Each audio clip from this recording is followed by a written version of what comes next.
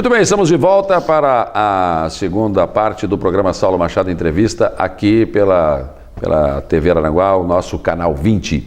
Agora recebendo aqui o presidente da Câmara de Vereadores de Aranaguá, o Zair da Silva Banha. Prazer em tê-lo aqui, presidente.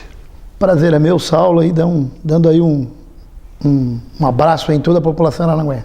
Então, presidente, estamos chegando já na reta final, né? Parece mentira, mas reta final de mais um ano legislativo. As principais votações da Câmara já foram feitas, assuntos palpitantes, interessantes, e por fim, a Lei de Diretrizes Orçamentárias, falta ainda o orçamento. Exato, nós, mesmo sendo um ano diferente, um ano atípico, porque tivemos Copa do Mundo, tivemos processo eleitoral, mas a Câmara de Vereadores de Aranaguá produziu muito, né? Entre outras coisas, é óbvio, talvez as leis mais importantes que uma Câmara Legislativa pode trabalhar, que é a LDO, Lei de Diretrizes Orçamentárias, que nós já aprovamos no final do mês de setembro, e agora nós estamos estudando, né, analisando o orçamento anual do município, que tem que ser votado até o dia 15 de dezembro. Então nós estamos num período de análise das comissões, tanto de Comissão de Constituição e Justiça como de Finanças e Orçamento.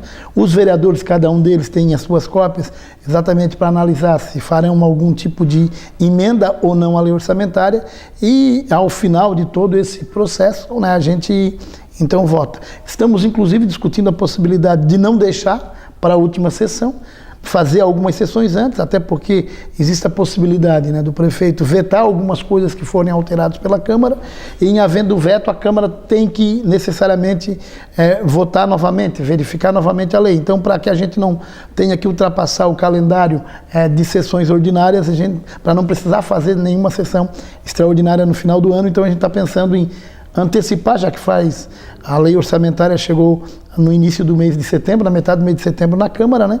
Então tem todo um período aí, então os vereadores já têm as suas análises, então a gente fazer isso antes para poder terminar o ano legislativo com a lei orçamentária aprovada sem nenhum problema. Sempre que vem o orçamento para a Câmara, presidente, tem aquela polêmica, né? Que tipo de emenda pode ser feita e que tipo de emenda não pode ser feita. Os vereadores já estão preparados para isso, já conversaram sobre isso, não? Na realidade, a lei orçamentária, ela está dentro daquilo que prevê os princípios norteadores da LDO, da Lei de Diretrizes Orçamentárias, e também aquilo que está dentro do plano plurianual. Então, todas as emendas dos vereadores, elas têm que estar dentro de rubrica, que já estão dentro da LDO e também, né, dentro do plano plurianual. Mas os vereadores podem fazer algumas alterações, né? Pode incluir, por exemplo, calçamento de ruas, pelo fato de ter uma rubrica lá que é para infraestrutura, incluir ampliação de escola ou alguma coisa nesse sentido, mas tudo dentro daquilo que já está definido dentro do plano plurianual e também dentro da Lei de Diretriz Orçamentária, que já foi aprovada em setembro.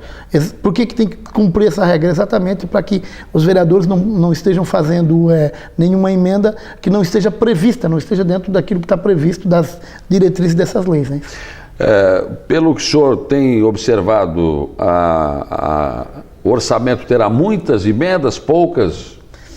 Olha, nós tivemos poucas emendas na LDO. Normalmente é a lei que inclui muitas emendas. Tivemos, óbvio, aquele debate sobre a reserva de contingência dentro da LDO, o que ficou claro que ela pode ser estabelecida lá dentro da lei orçamentária, que é aquela que define, de fato, os valores. A LDO, ela apenas define princípios, define as diretrizes, quem define valor é a lei orçamentária. O que acontece sempre, Saulo? Embora o município tenha por obrigação estar colocando dentro do orçamento, dentro da lei orçamentária, as obras que serão feitas, as ruas que serão calçadas, existe sempre comunidades que se organizam e procuram um ou outro vereador exatamente para poder encaminhar a sua rua, incluir a sua rua naquela lista das ruas que estão previstas para serem calçadas. Por exemplo, ontem à noite, na sessão de ontem, nós tivemos um exemplo. Tivemos ali moradores da rua Pedro Valvitz, ali da Coloninha, solicitando, um abaixo-assinado, solicitando uma indicação para o calçamento da rua, né? E é óbvio que esta rua, o autor da indicação provavelmente vai fazer uma emenda dentro do orçamento para que ela conste da lista. Ah. É óbvio que a gente sabe que o orçamento é uma previsão de gasto, né?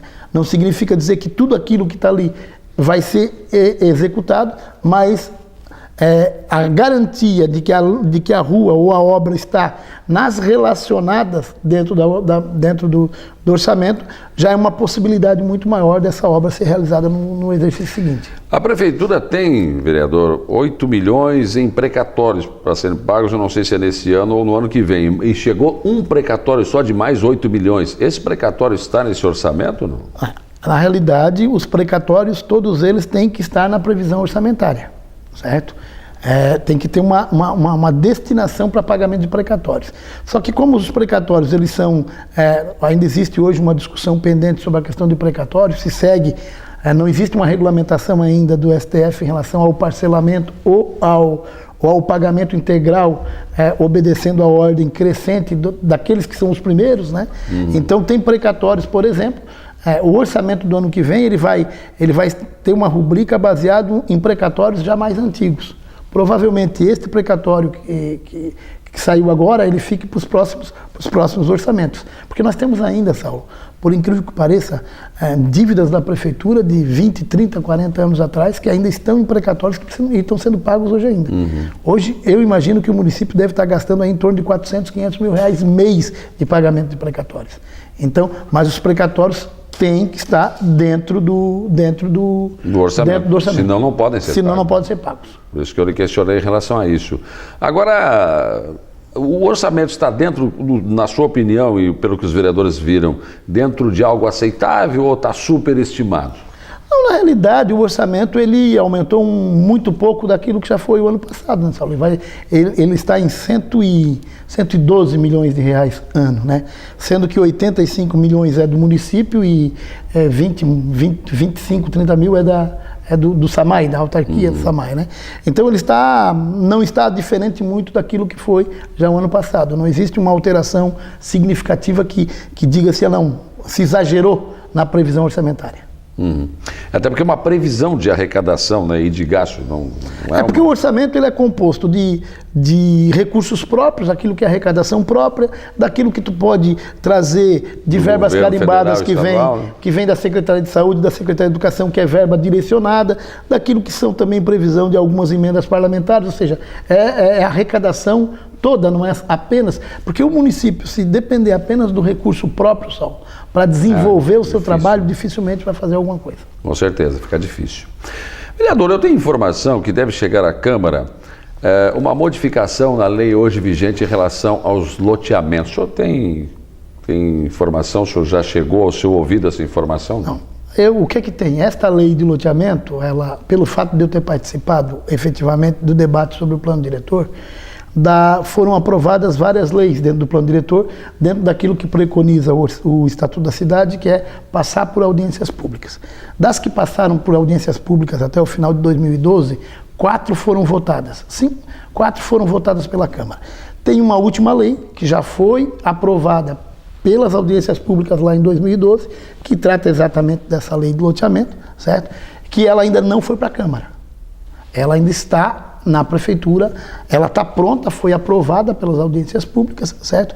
Mas ela ainda não foi encaminhada para a Câmara. Não existe nenhum encaminhamento, não existe essa lei na Câmara. Se ela vai para a Câmara ainda esse ano, não sei.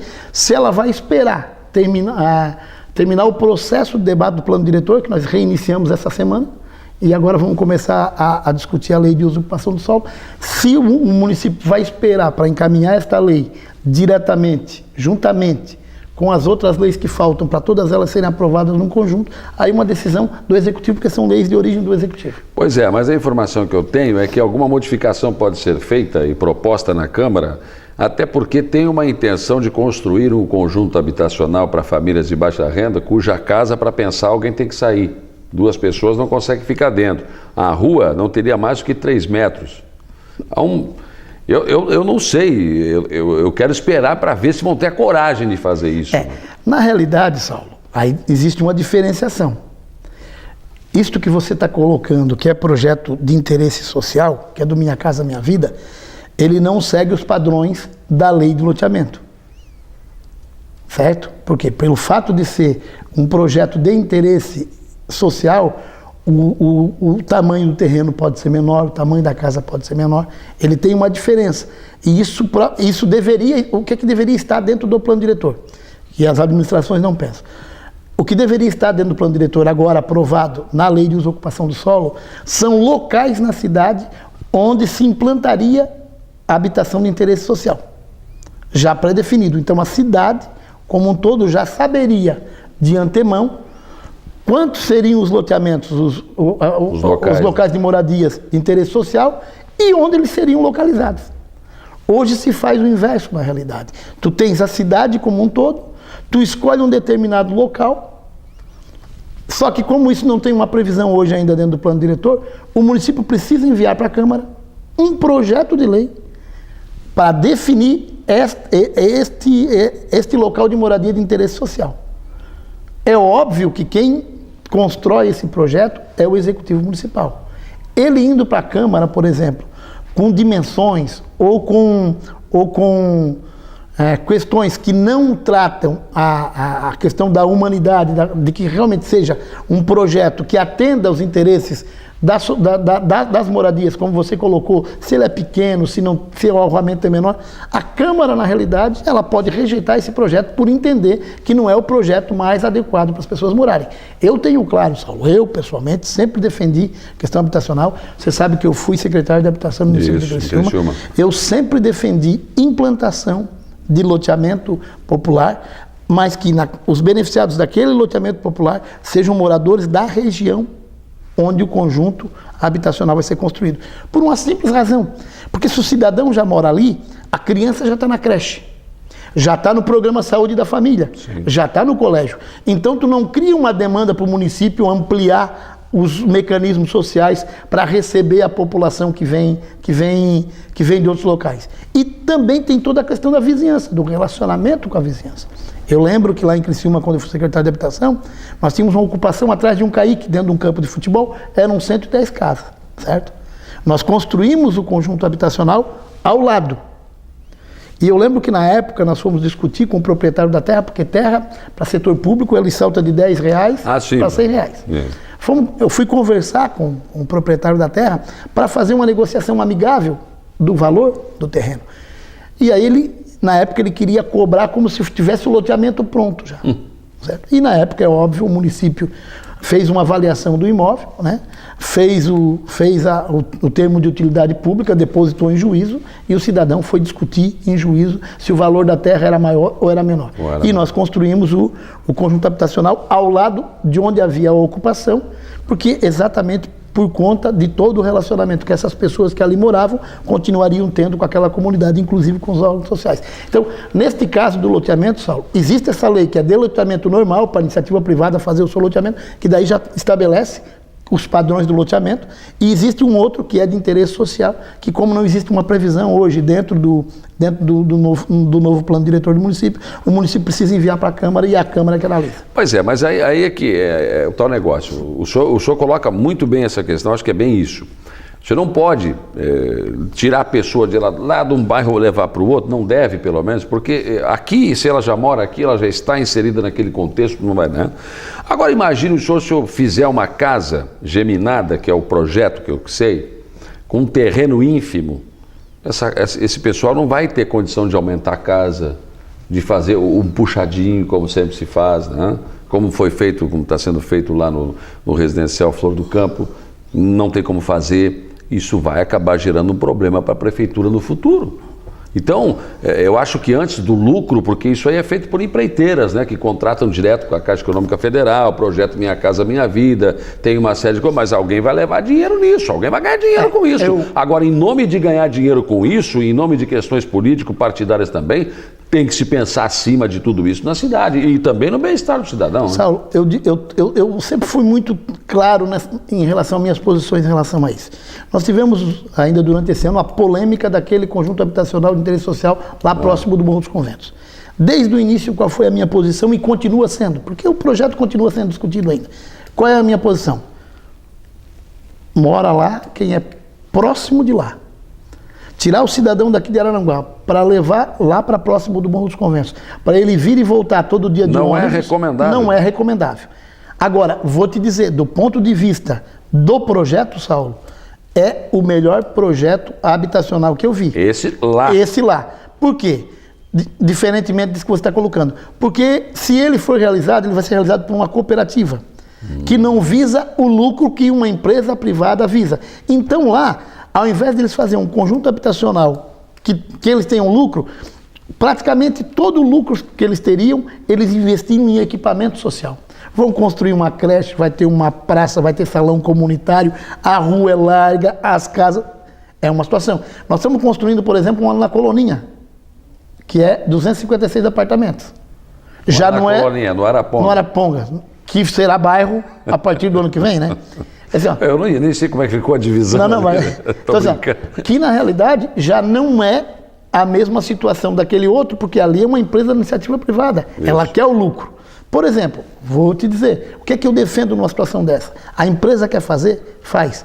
Mas ela tem alguns compromissos sociais.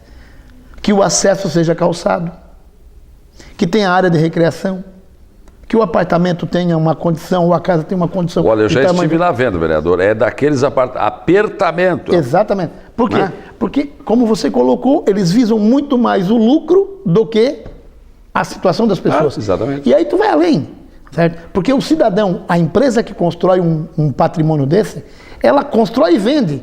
Depois de vender, o problema não é mais dela, é da Caixa e é do governo. E é do município. Você pega aí, nós temos aqui em Aranguá algumas construções, não desse de interesse social, mas outros do Minha Casa Minha Vida, de prédio que está rachando. E aí tu procura quem? De casa, em condição... eu fui agora aqui atrás na frente da Pagé, tem um loteamentozinho em direção ao açude de Bilizone, ao açude de Mané Jeca. É um absurdo, Saulo. E aí tu vai recorrer a quem? Porque as empresas visam o quê? O seu lucro. Terminou, vai embora. E tu vai reclamar para eles. Olha, tem a justiça, vai reclamar na justiça, vai na Caixa Econômica, vai na prefeitura. E o cidadão que deveria ser, de fato, o beneficiado, porque o programa é bom. O sonho claro, o problema não está no programa. Lógico, não. O problema está na execução dele. E aí você tem razão. Por isso que eu digo, essas coisas têm que ser bem pensadas. Nós retomamos, por exemplo, a discussão do plano diretor semana passada. Tinham lá vários setores da sociedade. Setores da sociedade que não participaram no debate anterior e já estão reclamando das leis que foram aprovadas e querem mudar. Por quê? Porque não atendeu os seus interesses. Eles esqueceram da lógica da gestão participativa da cidade e imaginaram que depois, lá na Câmara, eles poderiam fazer a mudança que eles queriam. Não aconteceu. Eles estão lá hoje. E uma das minhas falas lá foi exatamente essa, Sal. Se nós quisermos discutir um plano diretor, onde só um setor da cidade quer ganhar e o outro vai ter prejuízo, nós não vamos terminar ele. Não termina. Não. Agora, nós temos que ter o bom senso de ter uma cidade que seja para todos, que seja humanizada, né? Que tenha desenvolvimento, mas que acima de tudo, todos estejam inseridos nessa cidade. Então são esses debates, Saulo, que a cidade tem que fazer. Eu gosto de fazer esses debates, tu sabe disso. Me empenho muito nesses debates, participo efetivamente desses debates e vou continuar fazendo isso, independente da minha condição de parlamentar ou não. Tá certo. Presidente, foi um prazer recebê-lo aqui mais uma vez no programa. É sempre bom discutir os assuntos da cidade, principalmente esse de orçamento, né? A gente tem que ver como é que está essa peça orçamentária, saber qual é a pretensão da administração para o ano que vem em relação à nossa cidade. Obrigado. Eu agradeço, Saulo, e só dizendo para a sociedade aranaguaense que esta peça orçamentária ela é pública. E se algum cidadão quiser ter o interesse de olhar essa peça orçamentária e de verificar, é só se dirigir à Câmara de Vereadores. Nós teremos, por obrigação legal, apresentar a lei e o cidadão vai discutir, inclusive fazer reunião com quem ele quiser que seja para discutir esta peça orçamentária, porque ela é pública e é obrigação legal nossa estar colocando. E como a gente trabalha com muita transparência lá na Câmara, então estamos à disposição. E no mais, convidar a sociedade aranaguaense para participar da sessão da Câmara e no mínimo, então, se não puder ir lá, nos acompanhar lá pelo site da Câmara. Também. Um abraço a todos. Que de vez em quando tranca, de vez em quando não vai. De vez em quando tranca. Como qualquer equipamento eletrônico. A eletrônica é muito bom quando funciona, né? Quando não funciona dá raiva. Exatamente. E assim fechamos mais uma edição do programa Saulo Machado Entrevista. Fiquem aqui no Canal 20. Até lá, até uma próxima oportunidade. A gente se vê aqui na TV Aranguá, no nosso Canal 20.